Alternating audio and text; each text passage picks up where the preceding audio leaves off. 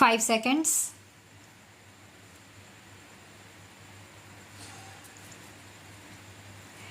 I hope you will help us by analyzing these concepts so that we may not be led away by the slogans of politicians and statesmen. Do not think I am going to decree my tribe of politicians and statesmen here. They have much virtue in them, and I am not going to say that jurists and lawyers are always very successful in dealing with public affairs, although they may be successful in dealing with matters in courts or in giving opinions. A French writer on statecraft who lived some considerable time ago said, discussing lawyers, that in general the training of a lawyer breeds habits and dispositions of the mind which are not favorable to the practice of diplomacy. Whether that is entirely true or not, I do not know, but there is perhaps something in it.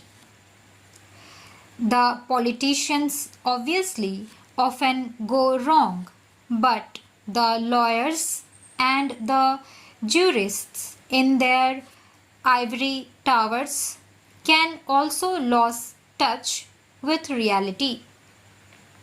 Therefore, some of the greatest judges have been those who have not only interpreted the law but adapted it to changing conditions without doing violence to it.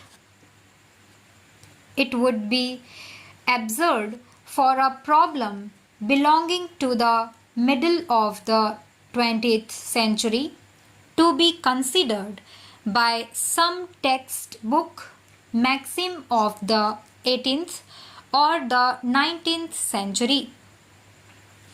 There is another aspect to this which troubles many of us: how far some recent developments can be fitted in with any conception of international law or moral law.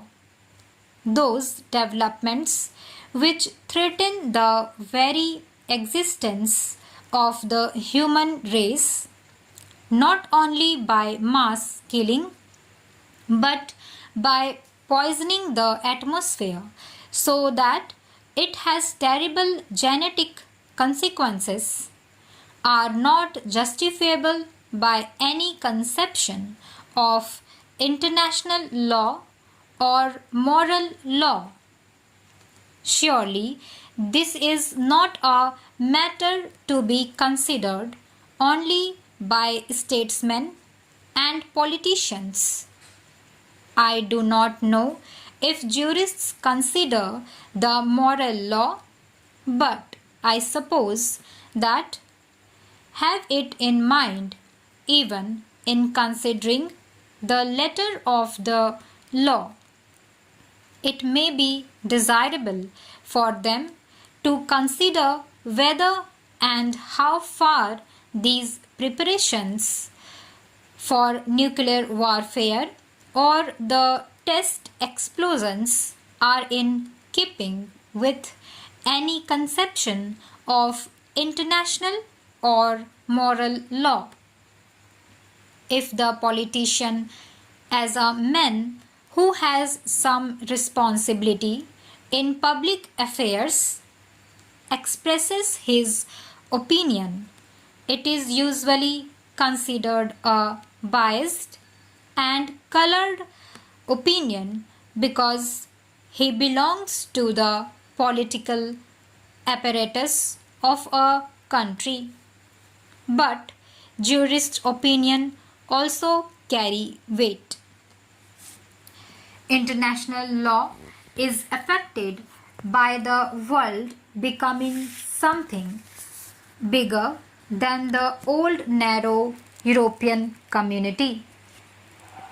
And as the Attorney General said, modern developments in science and the application of science in communications and in social structures affect our ways of life, international relationships, as well as individual and group relations, and hence the need for a new concept of international law.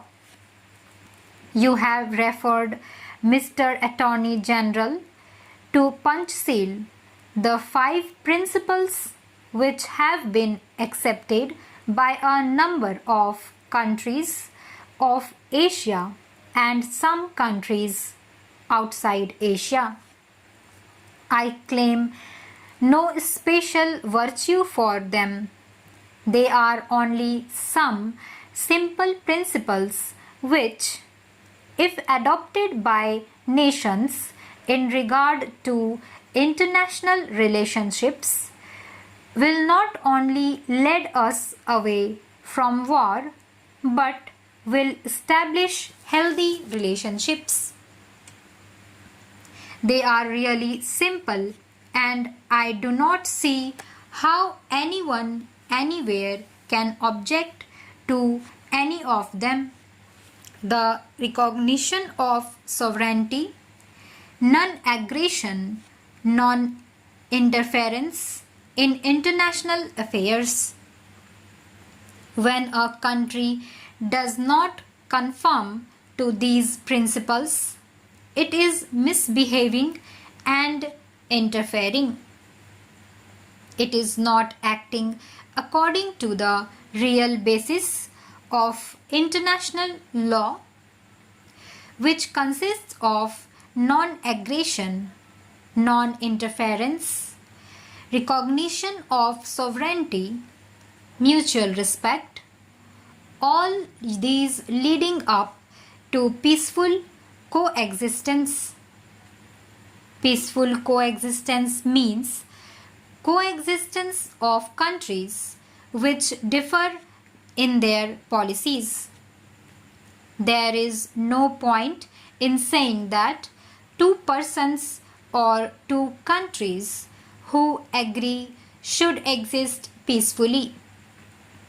They do. There is no point in my saying that I should be tolerant towards my neighbor if he and I have no reason to differ. The question of my tolerating my neighbor and his tolerating me arises only when we differ. The question of peaceful coexistence, therefore, comes in only when countries differ in their policies, provided always that they do not interfere with each other either internally or externally. If they do, then that is a breach. Therefore, I submit that these 5 principles, which are sometimes called punch seal, are a healthy basis for international relations, and I would further say in all humility that there is no other basis unless you accept the basis which leads to conflict, which of course is not our objective. Surely, international law should not encourage any attempt to compel or coerce a country to do something against its will, or to fall in line with something that will bring conflicts. There is great variety in this world. Are we going to produce uniformity through some measures of force, military or economic? Perhaps it would be a good thing if there were uniformity in basic principles, but that can only develop by argument, by reason, by discussion, by conversion. If uniformity should come about through force, that is not desired. Stop.